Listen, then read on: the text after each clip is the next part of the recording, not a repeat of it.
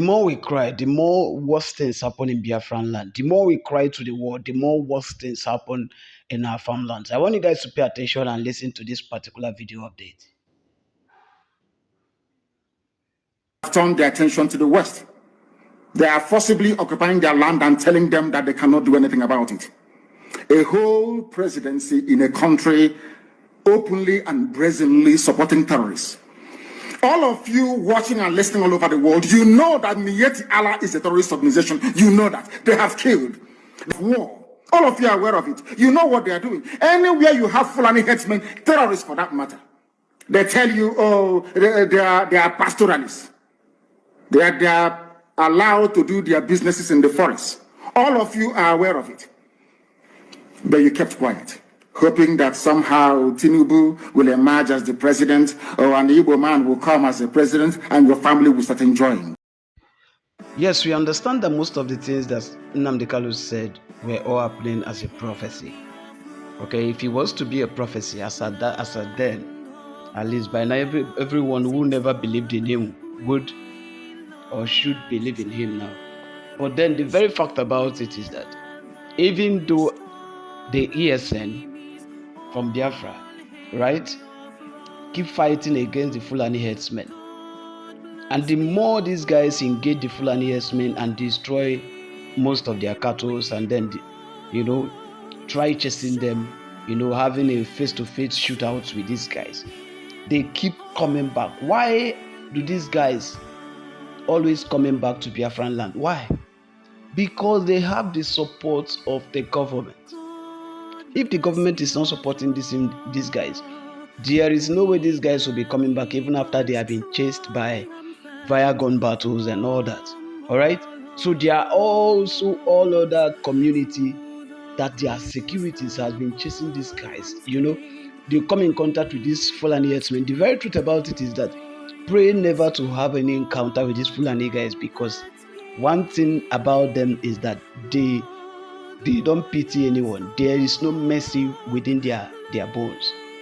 They don't mercy anyone. They don't even consider you, whether you are aged. If you are young, if you are a young person and you are a girl, they will mess up with you and then dump you there. If you are an old woman, they will still mess up with you and dump you there. But then thank God that most of the communities are now starting to somehow, recruit some guys to be securities that will be watching over their boundaries, just like you're seeing over here. Idiot, God punish you. God punish you there. God punish you. It was indeed a battlefield. God punish them. The government have to do something. But this is not really happening. In our own forest, Fulani herders are threatening us in our own bush, in our own forest. But in the meantime, you have no more farmlands, you have no more forests, you have nowhere you can call your own home. The same stupidity exhibited by Hausa peasants that enabled Fulani to take Sokoto from them, that enabled Fulani to take Katsina from them, that enabled Fulani to take even Kanu from them. Every Hausa land is occupied either by a Fulani emir or a Fulani governor. Some of you don't want to reason. You don't ever learn that the main aim of Fulani is to conquer your land and enslave you. Look at Hausa people today. As I wrote yesterday, they are worse than a discarded tissue paper. They are worth nothing. Only their language is what is relevant in their lives. Everything else is lost. All of you are repeating the exact same mistakes that the Hausas made. There's so far solution to it. I look at everywhere in the farm. I just see everywhere. When I look at everywhere, I just see. Look at this big pineapple. Look at the big pineapple. He chop everything. Just see. I don't know what to do. Just see all the pineapple. When I look at the plantain, they chop all the whole plantain, the whole farm. All the whole plantain. All the whole plantain. I'm tired. They finish me. They don't finish me for this farm.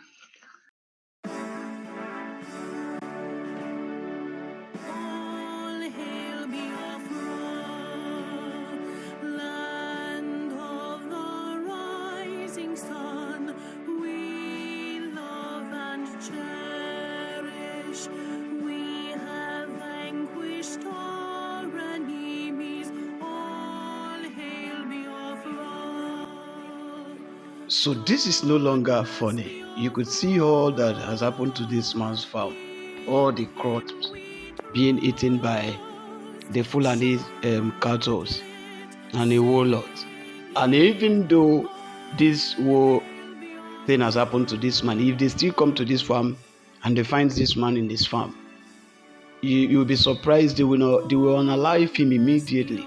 This is how wicked these guys can be. This is a farm that normally, according to the stories, this man comes to his farm with a vehicle, with a truck, to come and pluck the pineapples and then take the pineapples to the market to go and sell.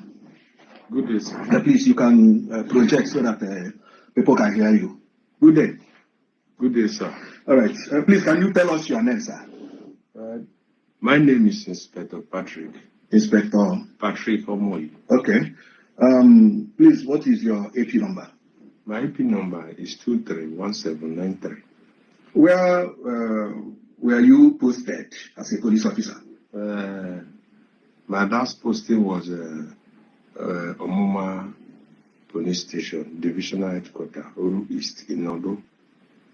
All right. So you told us that in February 2023 you were arrested by Ebubago. Yes. Atuli in the Hiala FGA. Yes, sir. So briefly, why were you arrested?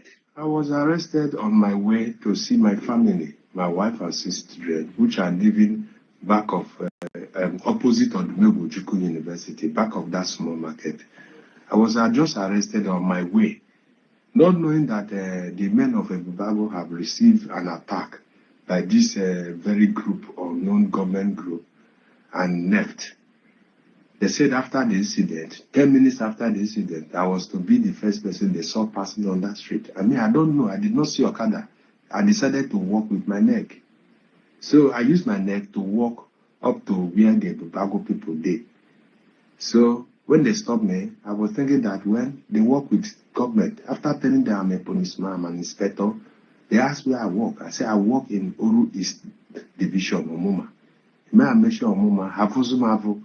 So they found everybody working or coming out from there to be one of those people. I told them no, that I'm from Delta State, I'm from Abo beside me, that there is no Delta person that is involved in this problem, that I don't know if they have received an attack, I don't know anybody, that I'm just going alone to see my wife and children. That was how they deprived me from going. And what did they do? They called Captain Idris, one of the Nigerian army, serving at that Uli Aziz.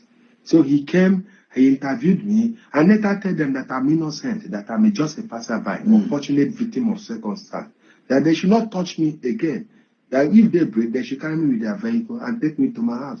If they see my wife and children, that they should let me go. But surprisingly for me, after those torture, they took me to the police station and handed over me to the police. And on the night I was detained. DPO came, they brought me out to interview him. I interviewed him. He asked me who's my DPO. I told him he's an SP, Sunday Onadipo. It's an Yoruba man.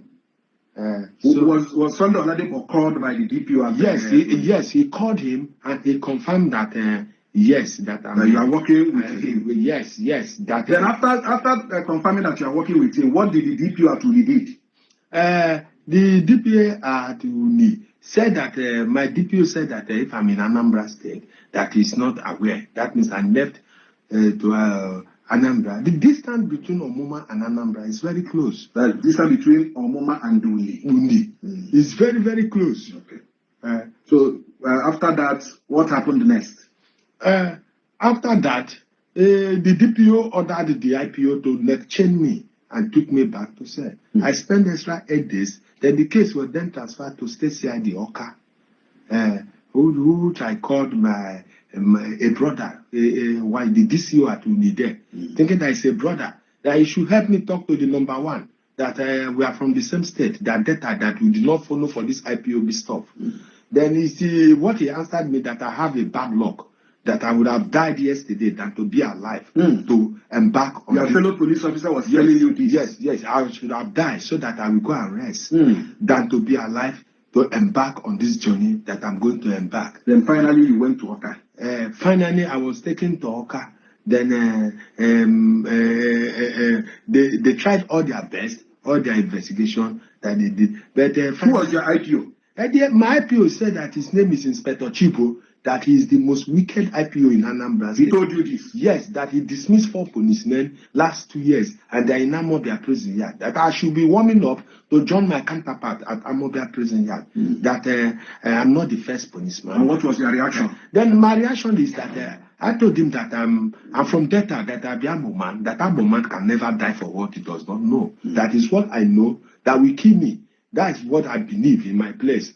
That I don't know anything. I'm just unfortunate victim of circumstances. Then finally, on the room trial was conducted by police. There was no evidence to prove the allegation leveled against me. How many days or months did you spend at CID Oka? Finally, I spent 11 months and 3 weeks. 11 months and 3 weeks? Yes. Which the DC that was releasing me was telling me that he's not the one that hold me, that he's just 2 weeks old in Anambra State. That, but he have seen my case file and see that I committed nothing. That he said that I deserve not to be in the cell. And even I have been discharged.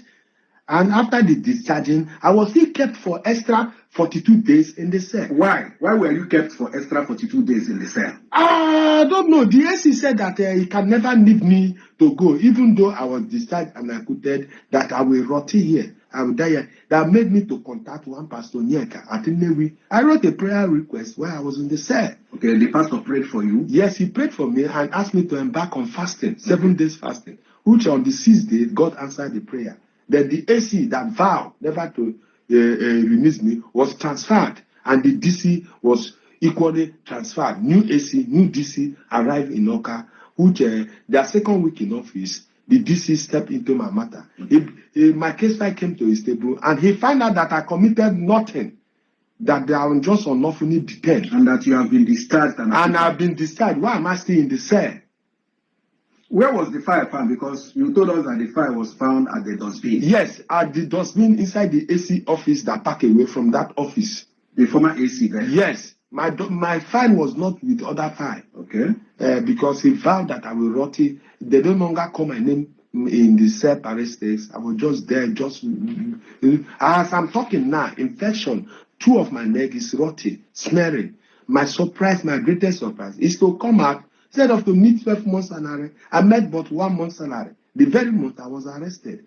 And they said that my DPO counted 21 days I sent from duty. And he sent it in order for them to block my salary.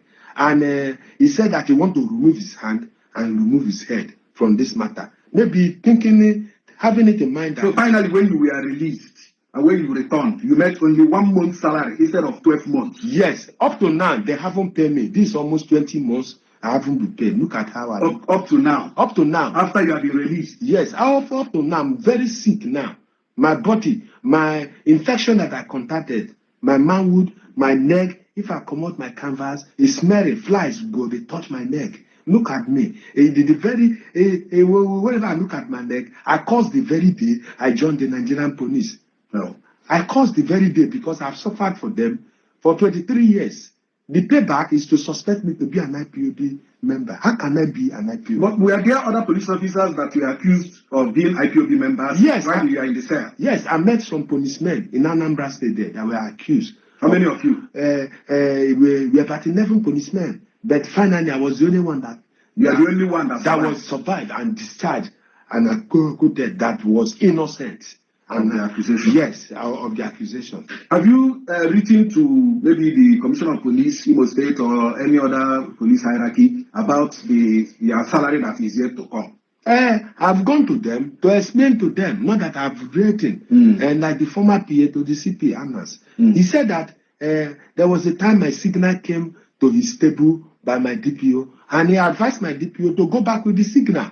That let them wait for Anambra verdict, because Anambra have sent a signal to Imo State to confirm whether I'm a serving member of Imo State Command. And what is the verdict? And the verdict now, the verdict was I was discharged and acquitted. I was an innocent of the offense. They accused me. Did the police of Imo State Police Command ask you to bring probably the judgment from the police? Yes. Right? Yes. When I met the OC MSS, he said, first of all, I should go back to Oka and get the judgment, which is on the room proceeding. I went back to Oka. The OC provost in Anambra State was demanding 100,000 naira from me. A fellow police officer. Yes, is demanding 100,000. Yes, from a fellow police officer. Yes, to give him the judgment of the police ordinary room. Yes. After unlawful detention, they detained me. He was demanding 100,000 naira. Say finally there is 80,000 naira. I told him that I have 700 naira left with me here. I'm even thinking how I can go back to Owerri. Then he said I should write a letter to the Commissioner of Police through the DFA. I should apply application for an ordinary room proceeding. That you want to collect the judgment. Yes. That okay. So it is the judgment that the Imo State Police Command is waiting for now. To me, that was what they told me to go and get the judgment. Okay. I don't know whether the judgment will make them to pay me all my money or not. But the judgment was not still given to me by the OC provost Anambra State because I don't have money. You don't have money to give them. To give you the judgment. Yes, at all. I don't have shishi. Now, finally, what do you want from the police, from the Nigerian police, especially the Inspector General of Police? He should use his fatherly mind to look at me. I've suffered enough. I've suffered as I did and 6 of my children. I'm just praying I should not lose anyone because one is seriously down. I don't have anything to offer to treat them. Even me, as I'm talking, I'm very sick. So for the past 20 months, you have not received any salary from them? No single salary. Please, my brothers and my sisters, Nigerians, Deltans, Niger Deltans, Southeasterners, Nigerians, all over the world, please, this is our brother. Just no matter the little amount you have, just help him to just help himself for now. He is very sick. This man you're seeing here is very sick. He is down. But by the special grace of God, God is still trying to sustain him. So let us help our brother so that he will stay alive and get his 20 months salary, arrears of salary. And we will forward this to the Inspector General of Police so that the Inspector General of Police will do the needful. The Imo State Commissioner of Police, C.P. Abokita Juma, sir, we know what you can do. This is one of your boys. Do the needful. The police orderly trial has discharged and acquitted him of the accusation of being a spy or being a member of IPOB or ESN or whatever. So please, we are begging that the relevant authorities in the Nigerian police should do the needful.